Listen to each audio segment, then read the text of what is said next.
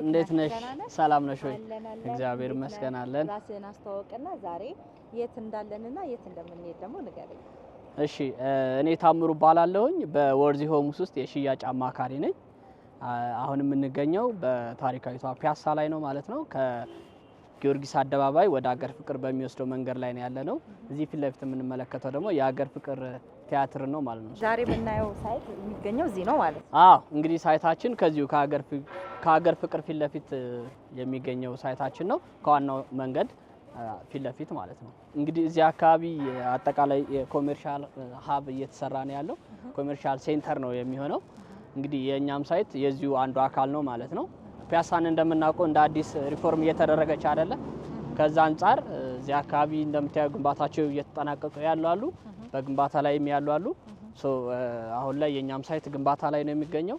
ሙሉ ለሙሉ እንግዲህ በ18 ወር ጨርሰን ለማስረከብ ነው ማለት ነው እየሰራን ያለ ነው። ይሄ ነው የኛ ሳይት። ሀገር ፍቅር ቲያትር ደግሞ ፊት ለፊት ነው። ውስጥ ገብተን ደግሞ ዲቴል ያለውን ሳይቱ ምን ላይ ነው ያለው፣ በምን ያህል ጊዜ እዚህ ደረሰ የሚለውን ውስጥ ገብተን እናያለን ማለት ነው። አሁን እንግዲህ የቆምንበት ቦታ ይሄኛው ማለት ነው መንገድ ነው የሚሆነው፣ አስፓልት መንገድ ነው የሚሆነው።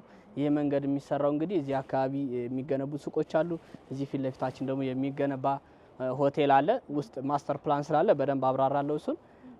ከዚህ ፊት ለፊት የምታዩ ደግሞ የመንግስት እየተገነባ የሚገኝ ትልቅ ሞል አለ። 16000 ካሬ ላይ ያረፈ ነው።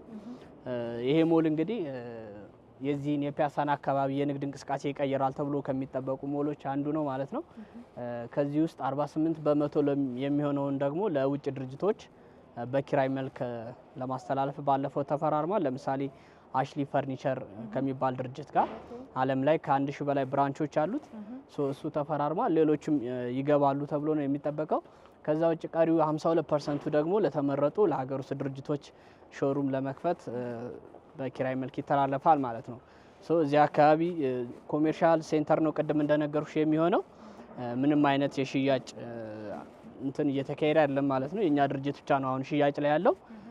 አሁን ላይ ደግሞ ውስጥ ገብተን በደንብ እንዴት ነው ዋጋው ያለውን ፕራይስ እና ሳይቱ ምን ላይ ነው የሚለውን ደግሞ እንመለከታለን ማለት ነው።